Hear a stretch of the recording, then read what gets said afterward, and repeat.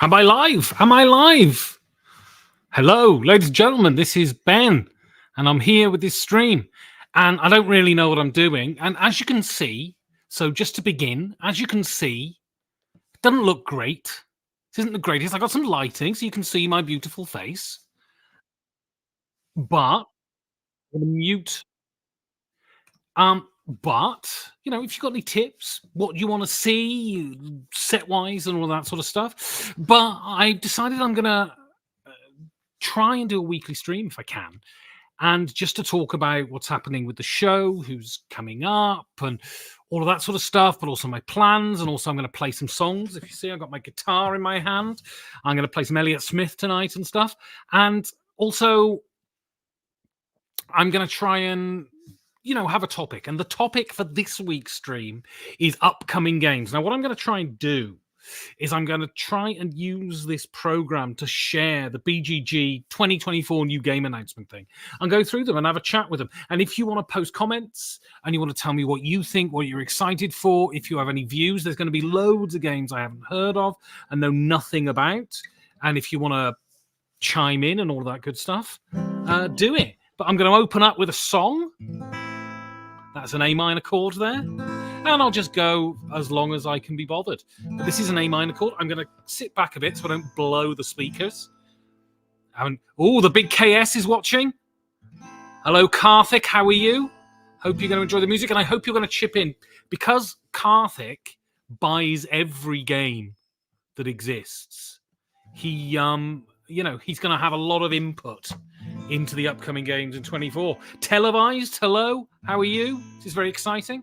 Anyway, so I'm just going to start off with a song, and then I'm going to have a little chat about the show, and then we'll go through the BGG list of upcoming games, and you can tell me what you think. So this one, this one is an Elliott Smith song. I hope you enjoy. Everybody's second home, always trying to get me alone. An easy way to lose it all. Always there when all else fails. Over by the West Side Rest. I don't really need that now. Never really did anyhow. Only really needed alcohol. Something that'll treat me okay. Wouldn't say the things you'd say. Please turn out the light. I get a sick confusion headache, trying to figure out who's right. Dreaming on a silver strand, waking to a plainclothes man. Little bastard, little boy in blue. Someone's gonna get to you. Fuck up everything you do. Some European son, furious with everyone, thinks he'll win you with his hand. Who cares? Acting like he has no need, wanting you to watch him bleed.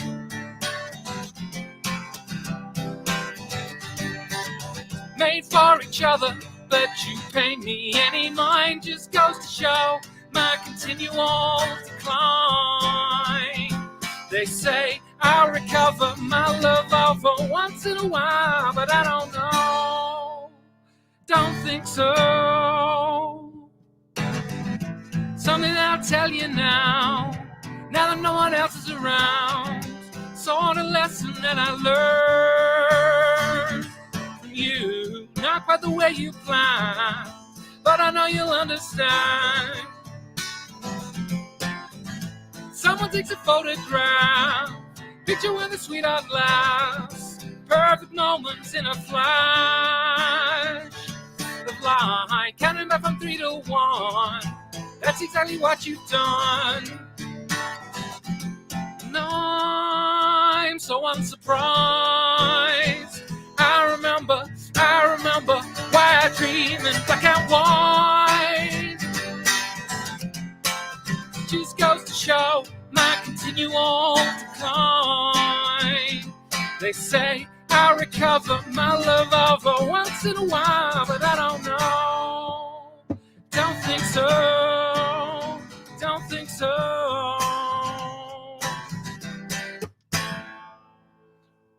there we are. There we are. Music. Televised. Thank you for the fire emojis. Very excited. Karthik Setty's clapping. And you know if Karthik Setty's clapping, you're not going to get approached by big men in an alley and beaten up tonight.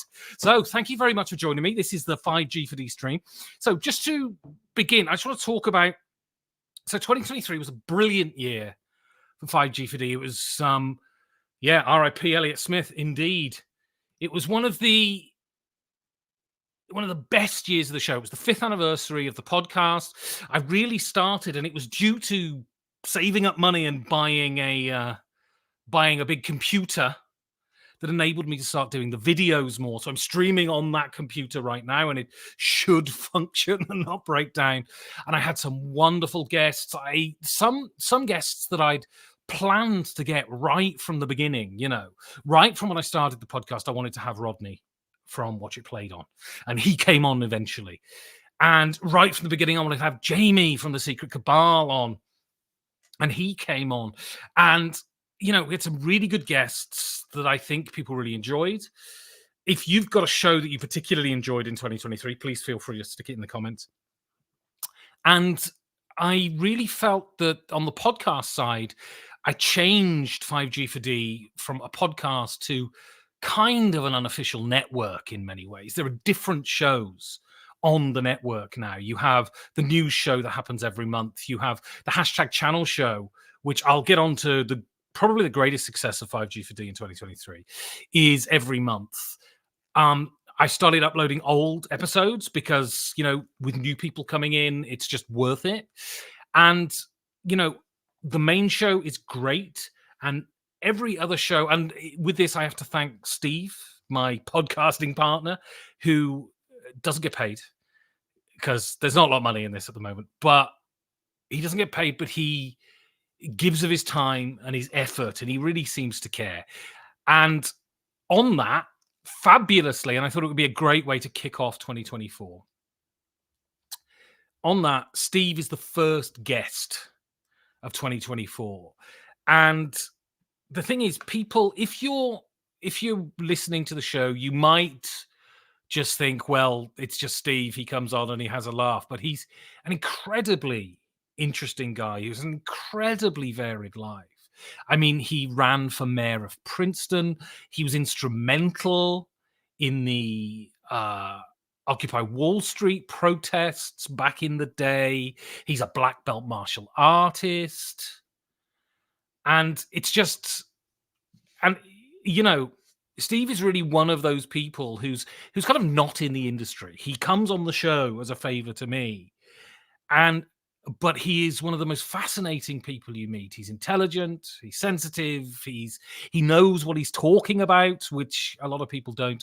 And it's just a joy. It's just a joy to have him on. And this year, I really feel like the podcast is in a great place. At the end of the year, I was approached by Uli from Spiel Works, who asked me to do a show with him once a month where we talk about, so it's a sponsored show. And I think, so it's one of these weird things with podcasting, right? With new media in general. I would love to just be paid and not have to think about sponsorship and advertising and all of that stuff. I went to drama school. I'm an actor. I'm an idiot. I'm not someone who's very good at doing all of that sort of, what am I talking about? Logistics and all of that sort of stuff. Oh, by the way, if there's any songs you want to hear, pop them in the chat. If I know them, I'll play them. And people approached me when I did the show with Uli, sort of saying, you got sponsored content. And as if this was some kind of selling out or conflict of interest or something. And the point with the Spiel Works Bulletin is it's sponsored content. It's announced as sponsored content. It's structured around Uli pushing his company because I'm being paid to do that. But that doesn't mean it affects my reviews, for a start. Specifically, I don't review Spiel Works games because it's a massive conflict of interest. And I've reviewed Spiel Works stuff in the past, and I've given some games bad reviews, and Uli's fine with it, right? But still, I can't review his games if he's sponsoring content on the channel. That's clearly a conflict of interest. But I think that's a really interesting show, and it's really interesting because Uli is, if you don't know him, and people don't, because he's not a content creator particularly, he's not a designer either, he's a publisher, but he really is. Thank you very much, Sean. He really is in many ways. If you ever hang around with him at a convention, you realize he really is at the center of the German board game industry. He knows everybody, and everybody knows him. And he's an incredible raconteur. He's an incredible sort of networker, and he's brilliant at his job, I think. And it's a real privilege to have someone who's so good in the industry respect me enough to want to work with me and to want to pay me. And that's, I guess, my big push for 2024 is to professionalize this as much as possible, to make sure if I have a stream like this, that it looks cooler and it looks better. Like the lighting's fine, you can see me and all of this, but the camera's not great and the set isn't great, and all of that I want to improve, because I know that is important. But also what is fundamental is I want it to be good. And it has to be good. So this is very true, Karthik. Uli is a true gentleman. And it has to be good. If it's not good, it's pointless. And my hope is, and I hope I'm not misplaced in that hope, if you continue to do good work, people will recognize you and people will pay. And it's one of those weird things. I would prefer an organization to just give me money and me to have nothing to do with the money.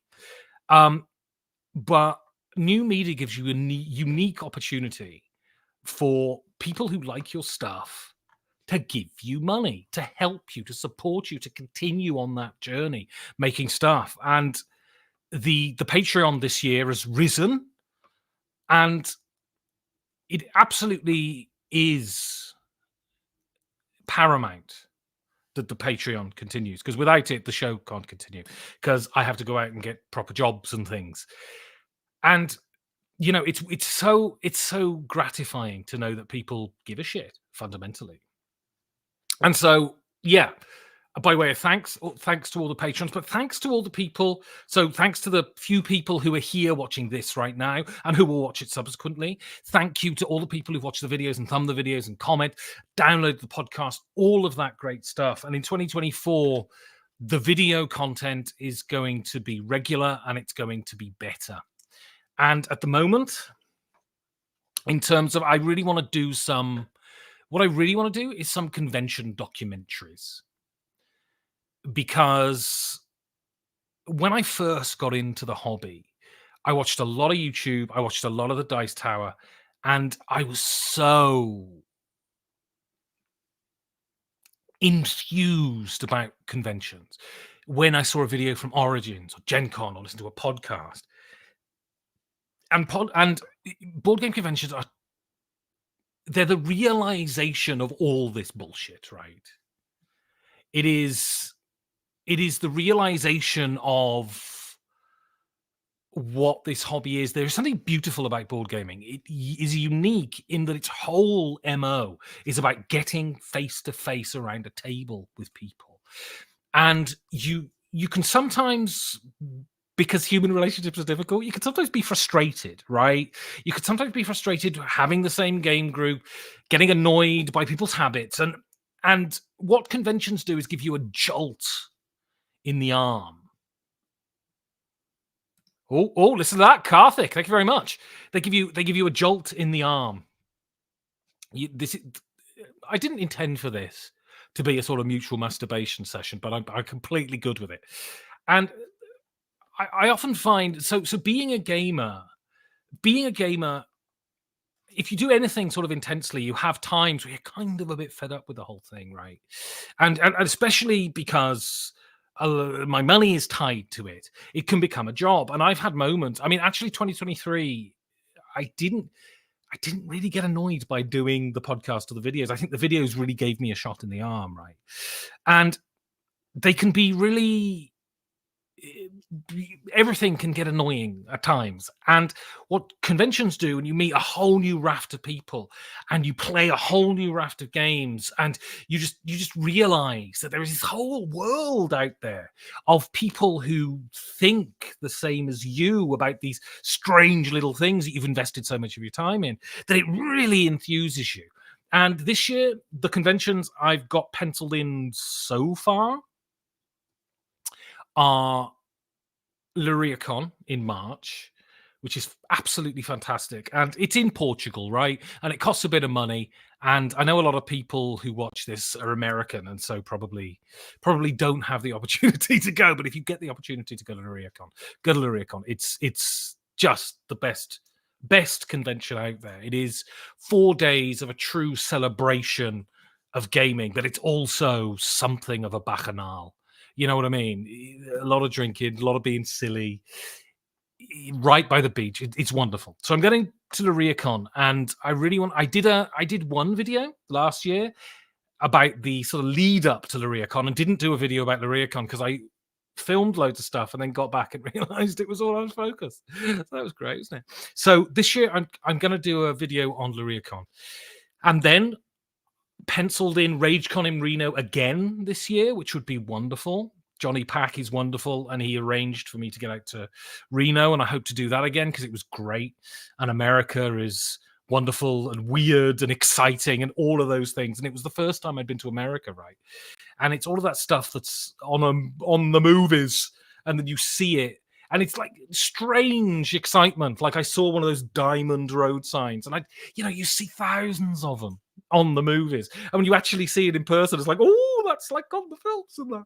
So I'm going to RageCon, and then the third one I've got penciled in, of course, is Essen, and hopefully, and of course BerlinCon.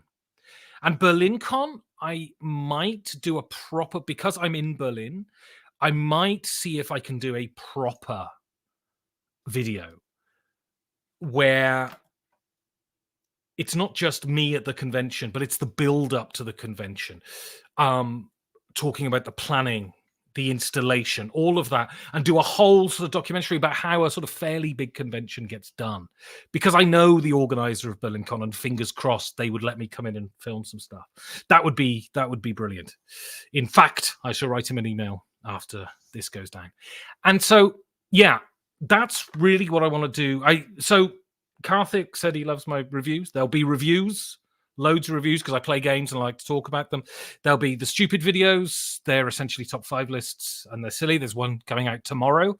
And then I want to do some sort of documentary stuff, if I can. And it's all about learning the process. What's so amazing about this process is I'm teaching myself how to be a video editor, which is why sometimes it's great, sometimes it's crap, right?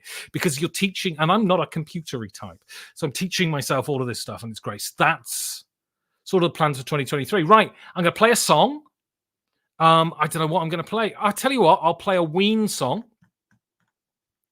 and then we'll go on and look at that BGG list. I can't do 2 things at the time, so I'm searching for the tab because I never know how to play songs. Let me have a look. Give me a second. Okay. This is a great song. It's a song by Ween. It's called Gabrielle. So, that's a D chord there, look. All right, I'm going to play this song, and then we'll get on to the thing. I've got to do some technical stuff, so I'm going to need your help to tell me if it's working.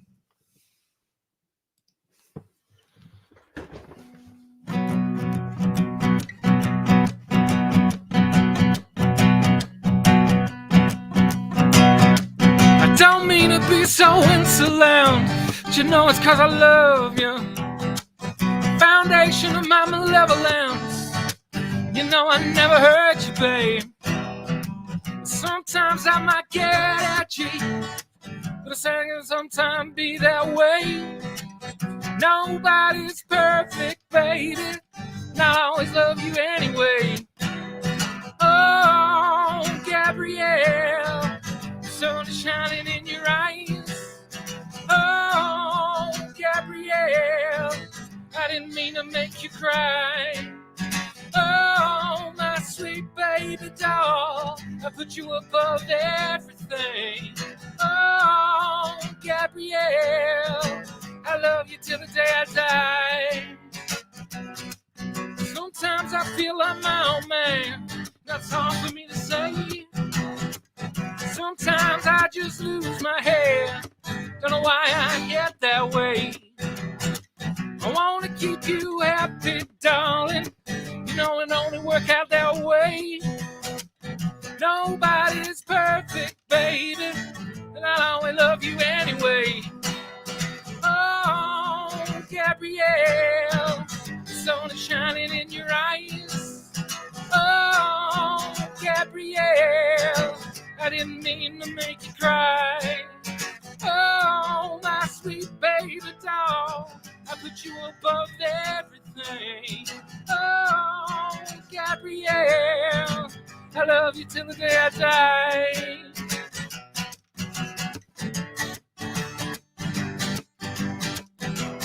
Gabrielle,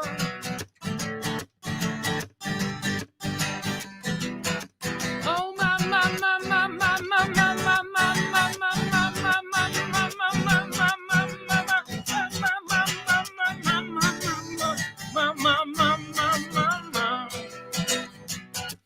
oh Gabrielle, I love you, babe. Do nothing to hurt you, babe, but you know I got to love you anyway. Gabrielle, you're so nice. Oh, I love you, babe. Oh, my.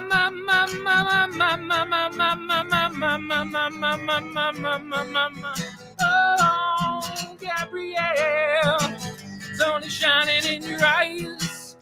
Oh, Gabrielle, I didn't mean to make you cry. Oh, my sweet baby doll, I put you above everything.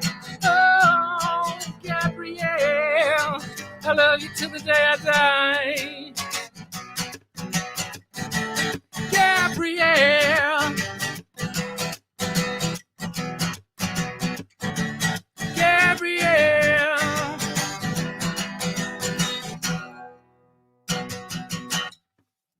I fucked up a bit there, but it's all right, isn't it? It's all right, isn't it? So, yeah. So now I'm going to try and do some screen sharing business. And I want someone to tell me if it's working. So I'm going to come here. Can you see it? It's a bit small, isn't it? Can people see that? Let me have a look myself. Yeah, it's a bit small, isn't it? Hang on. So what if I just share the whole screen? Now, can people see that? Is that better? Ice Cream Navigator says it's too small, but this is good, right? Televise says it's a bit too small. What about now, though?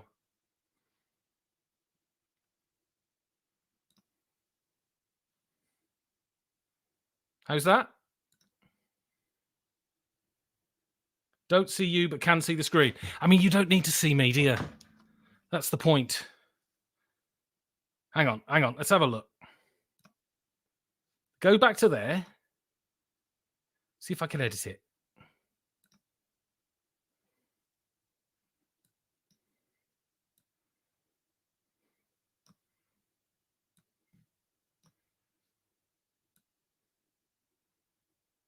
I mean, that's all I can do. So I might as well just go to the full share, right? All right, I'll just go to the full one. There we go. All right, lovely. So now we're going to talk about the upcoming games of 2024. And this is off the BGG upcoming games of 2024 list. And so first one, Hero Realms Dungeons. Now, if anyone knows about this, type into the chat. But I've never played Hero Realms. And as far as I know, it's a fantasy version of Star Realms. And I think Star Realms might be one of the best designed games ever made. It is absolutely fantastic. It takes deck building and it just whittles it down to its pure essence and makes an absolutely perfect dueling card game. It might be my favorite dueling card game. I love Ashes, and I think Mindbug, I've got Mindbug behind me. I think Mindbug is really good, but Star Realms just is so exciting. And yeah, I don't know about Hero Realms Dungeons. If anyone knows anything, I've got the big S agreeing with me, which is a great thing. Yeah, but if anyone knows about that, type in the chat. Mindbug is Karthik Setti's favorite. And if Karthik says it's good, well, come on now. So, Inventors of the South Tigris. Now, if we're talking about favorites here, my favorite, oh my God, I can't even remember the bloody name. I'm going to type into Google.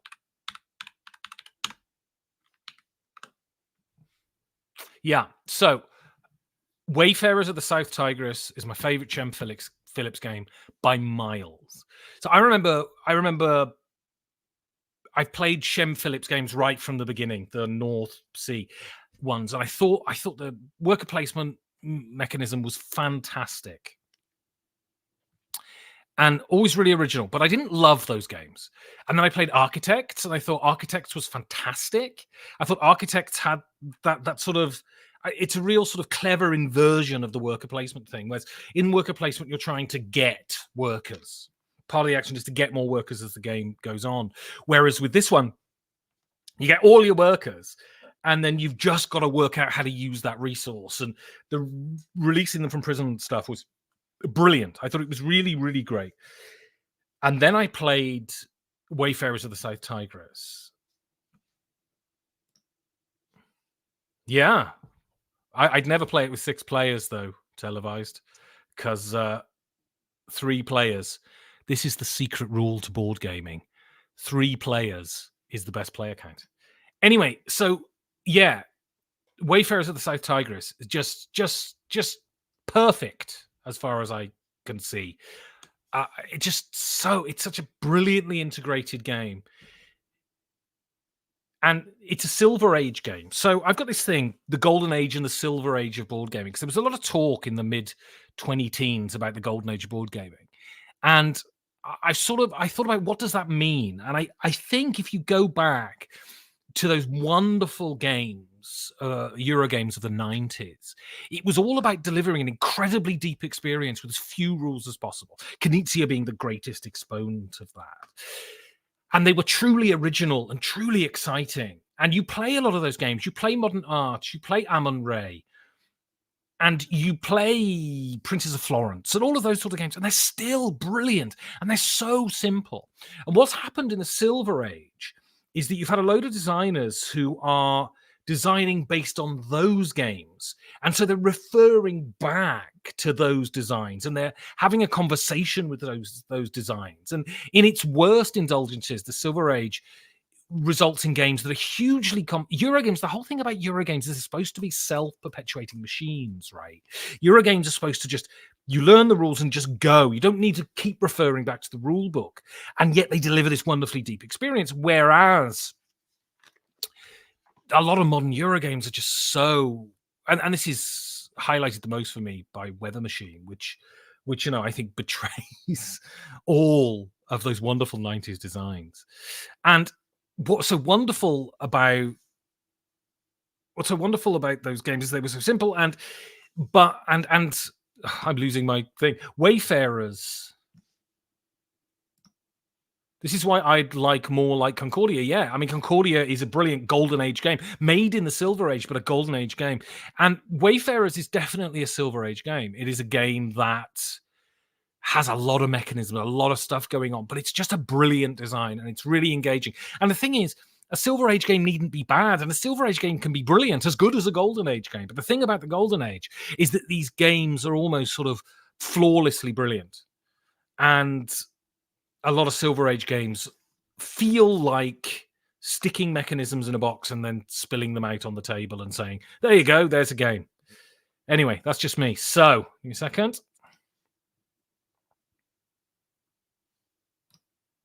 So, Mycelia Does anyone? I don't know anything about this, but I think it's indicative of the modern world of board games. So it's the thing with any commercial art, right? With cinema, with music. Once one thing gets successful, then you just see a slew of other things trying to recreate that success.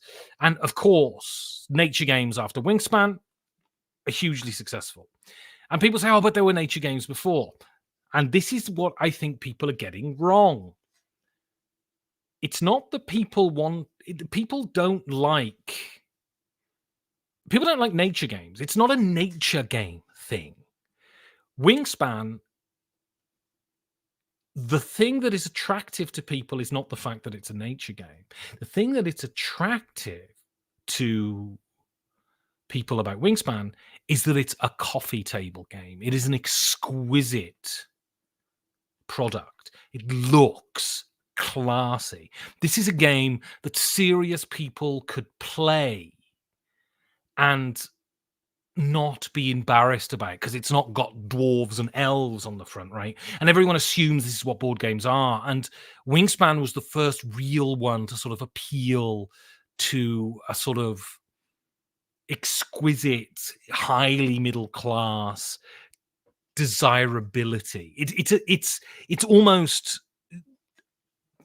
an Apple product in its beautiful product design, right? And so it looks classy, and it has been, as Karthik has just said, been completely undercut by this weird rejigging of it about dragons. It's so weird that Wingspan, this serious kind of adult middle class chattering classes board game, has just they're bringing out a dragon version for some reason. I don't know. It's interesting. I think Wingspan is. So I don't think Wingspan's a bad game, but it's not as great as everyone says. And then Wormspan, really odd. But Mycelia, don't know. Fire Siege, a Feralis story, no idea. I'm going to go Grand Central Skyport, no idea. So there's also another game called Mycelia from 2023 and another called Mycelium from 2023. Mushrooms are popular, it seems, for some reason.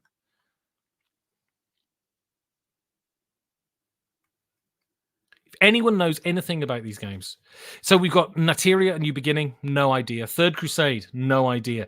But this is from Ion Game Design. And Ion Game Design seemed to me to be a publisher that are all about throwbacks, because they're because it's what's his face, Phil Eklund style games. They're intensely complex, and their thematics are really sort of pernickety and going into so many different little aspects, and I find that interesting. I don't know whether I find it good, but I find it interesting that so Third Crusade and Cartini were on Kickstarter, and I find it fascinating that a game company is, whether you like it or not, you kind of have to admire someone who just goes down their own furrow, right? And does their own thing and kind of doesn't give a monkeys about the rest of the gaming world. I'm releasing a video tomorrow, which is my top 5 games. And my top game of the year, which is my top game by miles, and I think is a genuine masterpiece, is made by another publisher who just doesn't care. They just don't care about the mores of current game design. They just do their own thing. And that results in something that is incredibly refreshing and incredibly enjoyable. And so, yeah, that's coming out tomorrow, and you'll find out what it is. You can take a guess in the comments if you want.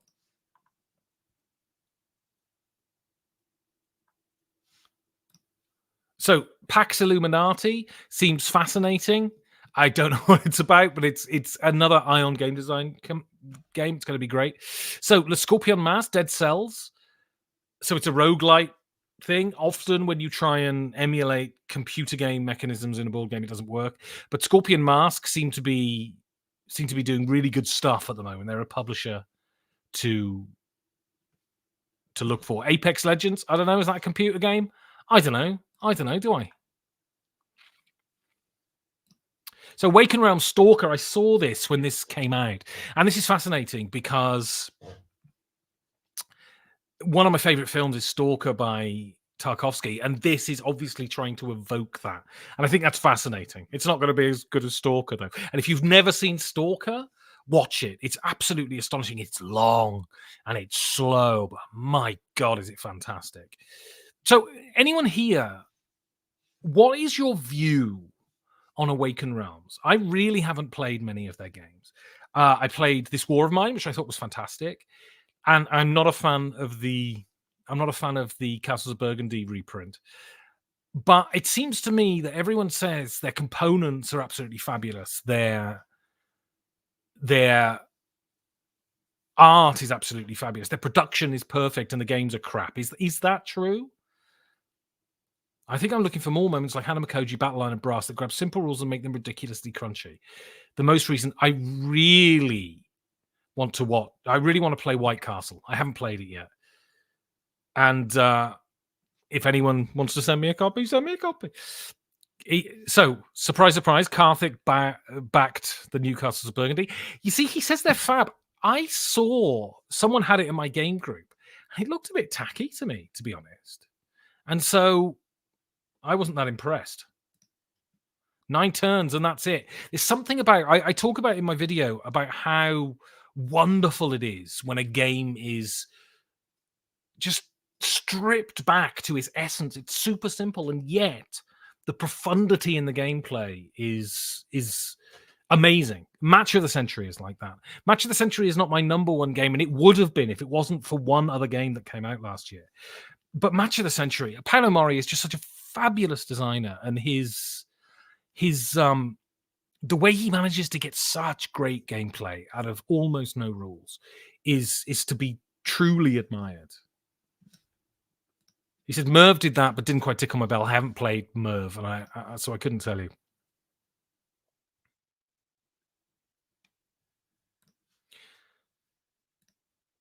So here we go. 18 Royal Gorge, the Rails of Fremont County and the Royal Gorge Wars. No idea. Sounds like an 18X game. Anyone here a fan of 18XXs? I've played them. They're fine. I'm not a fan. Scarce. No idea.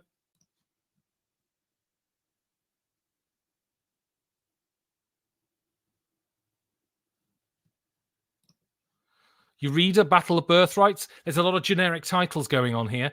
Almighty. So this is from, and I should get him on the podcast. This is from a Berlin-based designer. He's American, but he's a Berlin-based designer, Malachi. And he designed, bear with me a second. Whoa, I just knocked my guitar over. What a nightmare. It's all right.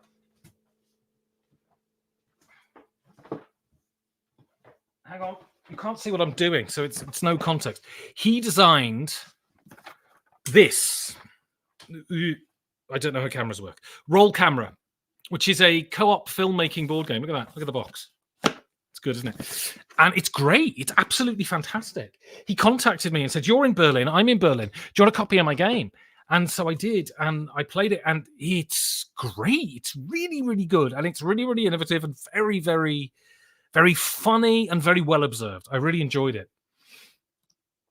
Karthik said it's quite thematic. Never let understatement.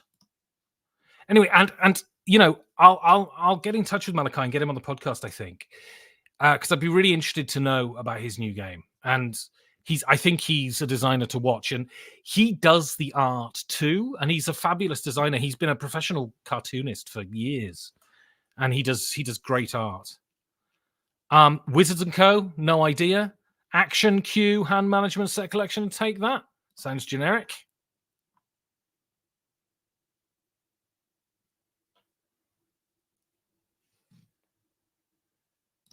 So we got Fled, no idea. Mycology, another mushroom game, very popular. And Clans of Midgard. The thing is, right, just from looking at this list, I'm pissed off with mushroom games already. It's like cat games a couple of years ago. Just like, oh my god, lads, come on, think of something else. And there's this, I don't know. Can we have some challenging things? Like, I'm not against it. It's just, oh bloody hell, how many mushroom games do you need? How many mushroom games? Anyway, Clans of Midgard. I haven't played any of the Midgard games from Grey Fox Games, but Grey Fox did publish one of my favorite games last year, and that was Last Light. Is anyone here played Last Light? Because I was always interested in it. One, because it's Roy Cannaday from the Dice Tower's a nice guy. Secondly, if you say that you're doing a 4X game in an hour, that is interesting. And my God, it works. Like, is it the best game in the world? No. Is it going to hit my top 100 games? Maybe. But it's not going to be super high. It's not Le Havre or something. But at the same time, my God, it is a 4X game that plays in an hour. It's super efficient. There's very little downtime, and it really, really works. I was really impressed. Though I was told that the deluxe edition had loads of production issues, and I'm glad I got the retail one. It's like salted fucking caramel, or use of the word unprecedented. I really like salted caramel. Yes, I am a fashion victim.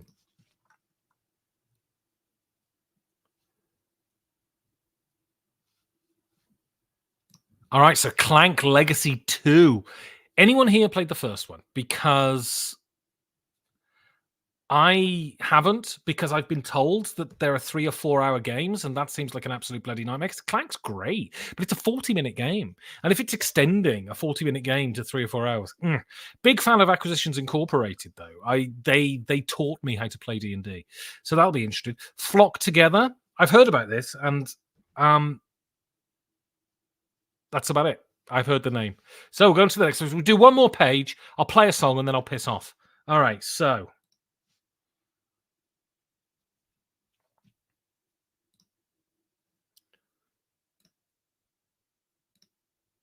Well, Karthik, is the game of the year Horseless Carriage?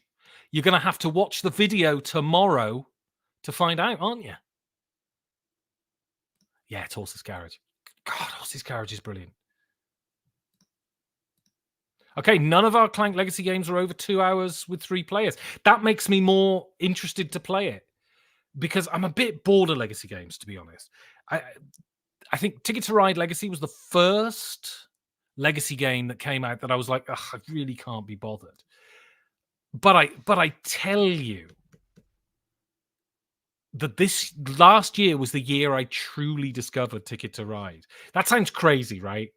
But I really played it a few times last year, and my God, is Ticket to Ride brilliant. I understand. Of the big 3, Ticket to Ride, Carcassonne, and Catan.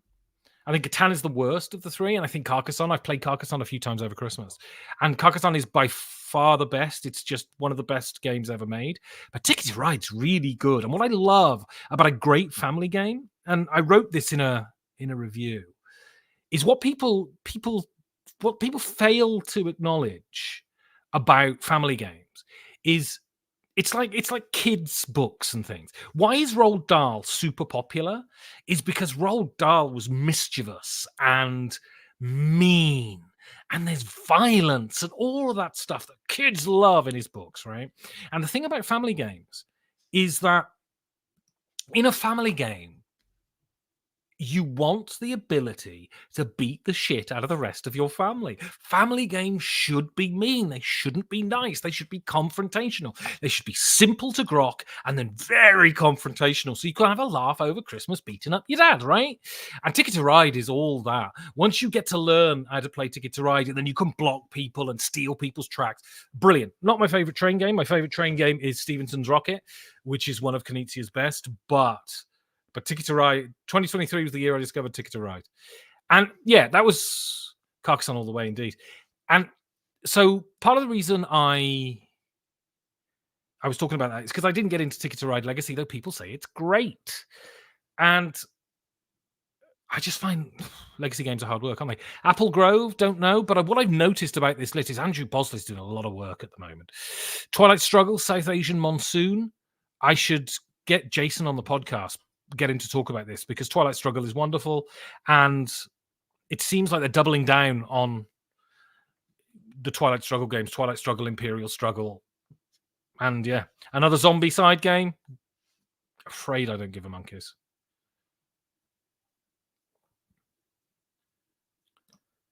Bone Wars. Don't know. Game Brewer. I think Game Brewer are great. I thought Bone Wars came out last year, actually. I thought it was at Essen. Anyway, and the review will be coming out this month or the beginning of next month. Maybe my biggest disappointment of 2023 was Amygdala, which is Kramer Kiesling. And I hate to say it, it was, and this is my very erudite critic's opinion, Amygdala was dog shit. It was crap. Oh my god! I need to play it a few more times before I review it, because you need to give something a fair shake. But my god, did I not enjoy it? Oh, look at that! Look at that! Oh, I can be in. I've just worked out something to do. That's good, isn't it? Do you have any old games that you'd love to play but never been able to get a hold of? So, I mean, the classic. I have played it, and I have people who have it, but Glory to Rome, they need to reprint that game. Something needs to happen, because Glory to Rome is a masterpiece, and people need... It is a crying shame that new gamers are missing out on that opportunity. I played a brilliant game, A Gathering of Chums, Botswana by Rainer Knizia, and brilliant Rainer Knizia game that is, he's got so many great games, and people should know about them, and Botswana should get reprinted. It's really excellent. It's a shame that Grail Games and Rainer Knizia's partnership ended, because I think they were doing a great job of publishing his games in really nice productions, not overly flashy children's productions like Castles of Burgundy, but nice, really solid productions. Stevenson's Rocket is fabulous. Amon Ray, brilliant, and I'm sure there's loads. But a game that I started playing, that I played a few years ago, I bought at Essen, and I started playing again recently, and it's another Knizia, and it's brilliant.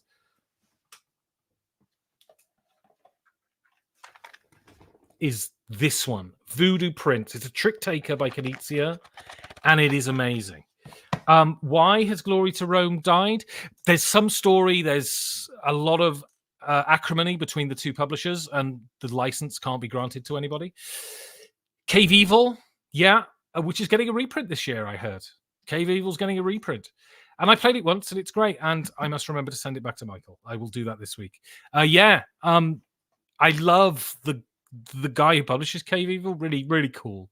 It's really cool stuff. He's really indie, has his own idea on what games should be, and I love that stuff. So, Fromage, don't know. So, Matthew O'Malley and Ben Rossett. Matthew O'Malley and Ben Rossett have designed one of my favorite games. It was the first time I got into a rule book, my name into a rule book, and that was Between Two Cities. And I think Between Two Cities is so underrated. It is an absolutely fabulous game. And I keep talking about Trade on the Tigris being the most underrated game, which I still think is true. But Between Two Cities is brilliant. I haven't played Between Two Castles of Mad King, but Between Two Cities is brilliant. And it works brilliantly with 7. And play it if you can. It's absolutely great. All right, so we're looking at The Last Spell, the board game. Don't know. Fantasy stuff in it. So we have a new Ryan Lockett game, Creature Caravan. Seems interesting. I played a few of his games, and I think they're great. I mean, not my favorite game, but... So, Peter Taylor's moving to Berlin for a month this year. So have to hit some of those games. Yeah, Peter, if you're moving to Berlin, get in contact, and we'll play some games on that. Philharmonics. Don't know anything about it. Foxpaw, don't know, but it's published by Godot Games, so we'll be waiting for that for ages, won't we? Badoom Tish, I believe. I believe the term is. Yeah, so Grew the game. It's a new Steve Jackson game. I've played some Steve Jackson games when I first got into games, and they're great. That zombie one, brilliant. Not a date. I mean, you're lovely, but you're not my type. Don't know about Coney. Into the God's Grave. Don't know. It's a Lucky Duck thing. So they're pretty good, aren't they, Lucky Duck?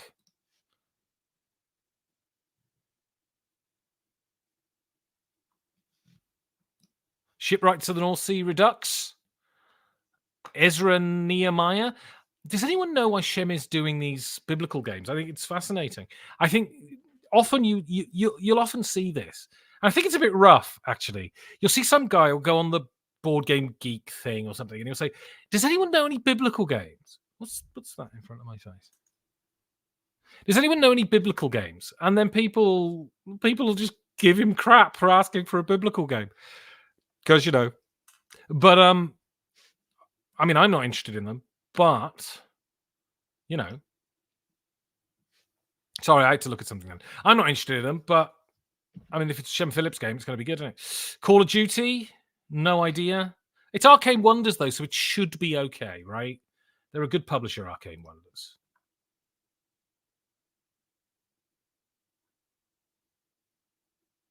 This is really good because I don't know anything about these games. So if you know anything, please say something. I missed that one. Sorry. So Square and Compass, no idea. Storm Raiders. Again, this is a new Shem Phillips game. If there are any designers on this, how do you just put out so many games? So I'm designing a game at the moment. I'm designing a card game. And it's so bloody hard. I mean, part of the reason I found is that I did a playtest and it was a disaster, and I expected it to, but I expected it to be so, but it was quite humbling. And so how'd you do it? Square and Compass is the best pub in the UK, apparently. So I'm in. Yeah, lovely. Where is it? I've no idea. Arbor Falls? Don't know.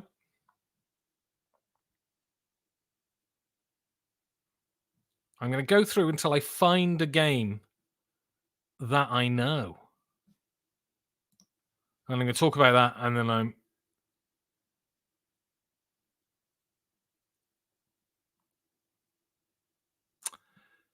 So, this is coming out this year. Fighting Fantasy Adventures. I'm fascinated by this. Astronauts is brilliant. Can you tell us about it, Karthik? So Fighting Fantasy Adventures. So, well, one of the really cool things about creating media in this environment is because board games are quite small.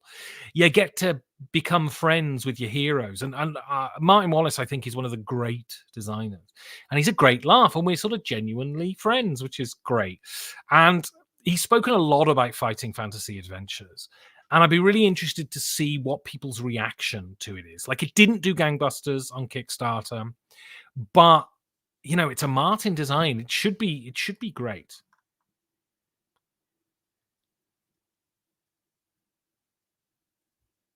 So second edition of Gloomhaven, which I think is going to be interesting. I've never played Gloomhaven, which is to my shame. I really should have done. And it's funny that there are games here that you don't know who the designer is. It's weird, isn't it?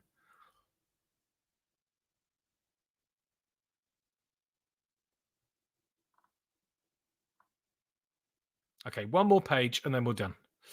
So, more 18xx. I'm glad that 18xx are being able to get good productions and stuff, because I think it's, people are into it, and I think they're fascinating games. So, we got a Michel Schacht game, Patrician Towers of Influence. Don't know anything about it. Ion Core, a lot of sci-fi, isn't there? Nocturne, don't know. So this one is interesting. Whose geek list is this? Don't know. It's the one I found on BGG. So this is interesting. This guy, Devon Melton, I don't know him, but there are some people who are just really good at marketing themselves. And he's super positive about everything. And he's marketed himself fabulously. I think probably everyone knows who he is because he just publishes all the time and he's super positive. And this is no side. I really admire it. I mean, I can't do it, but my God, it's so interesting. I just wish I had that kind of energy to be able to market myself to such a degree because I think I do good work and no one knows about it. And so his first game is coming out. He said that he'd signed 2 games, and I hope they're great. I wish him all the best.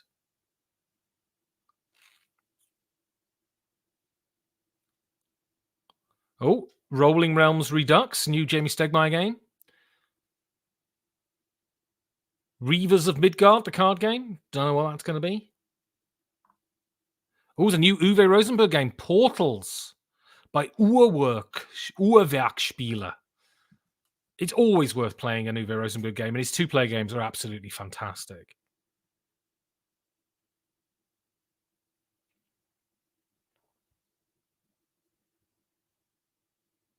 Yeah.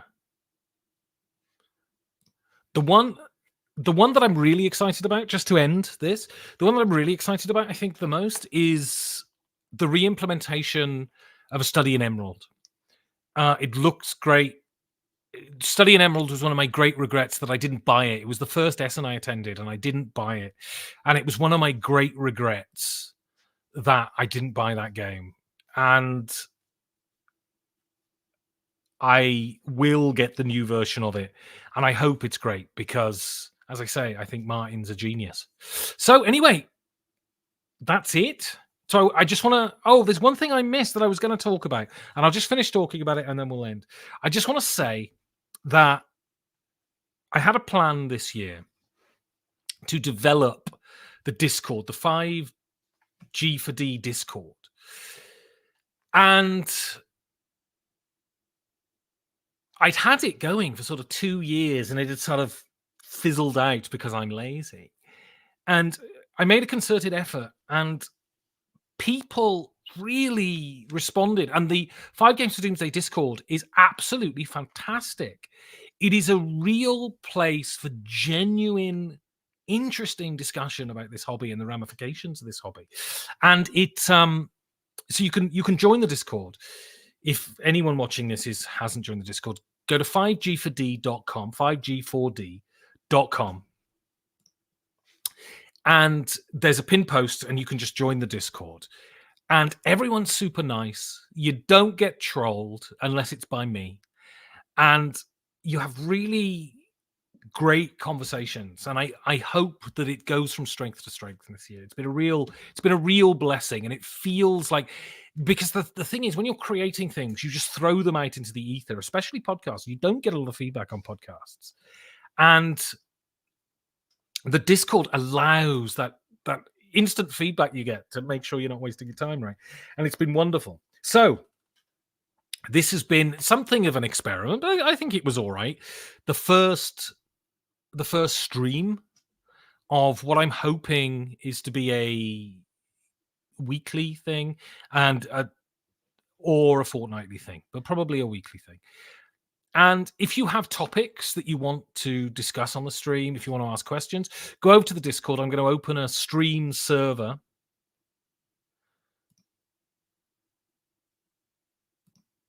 I'm going to open a stream server, and you can go there and you can suggest topics. Right, I knocked my guitar over. I'm going to play one more song. I'm going to play one more song before we go. And I knocked the guitar over, so I've just got to check it's in tune. And it isn't.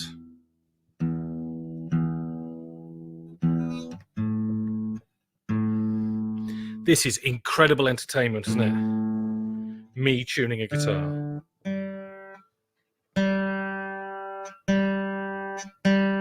Come on, G.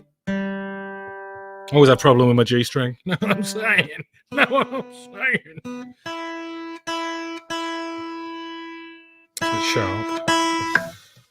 All right, so I'm not doing right, said Fred. But I am too sexy for my shirt. I'm going to do an Elliott Smith song, and I'm trying to decide which one I want to do now. But I might do this one. If anyone has a suggestion for an Elliott Smith song they want to listen to,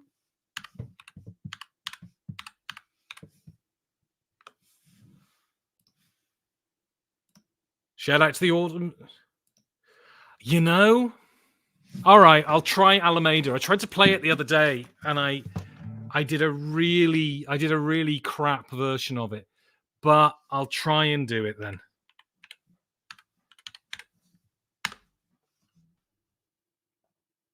I have to pick up the chords. I don't remember the chords. It's because I have to play B7, and I can't play B7 very well. Walk down Alameda, shuffling your deck of trick cards. Over and over and everyone. Okay, good. I think I can play it. I can also do Between the Bars, but I'll do Alameda because I love Alameda. I think it's got his best lyrics in it, actually. Walk down Alameda, shuffling a deck of trick cards. Over and everyone, like some precious only son. Face down, bow to the champion. Walk down Alameda, looking at the cracks in the sidewalk, thinking about your friends, how you maintain all their men. A constant state of suspense. Be your own protection over their affection. No, body broke your heart. You broke your own, 'cause you can't finish what you start. Walk down Alameda, brushing off the nightmare you wish could plague me when I'm away. Now you see your first mistake was thinking that you could relate. For 1 or 2 minutes you liked you, but the fix is in. You're all pretension, I never pay attention, no. Body broke your heart. You broke your own, 'cause you can't finish what you start. No, body broke your heart. You broke your own, 'cause you can't finish what you start. No, body broke your heart. You broke your own, 'cause you can't finish what you start. No, body broke your heart. If you're alone, must be you that wants to be apart.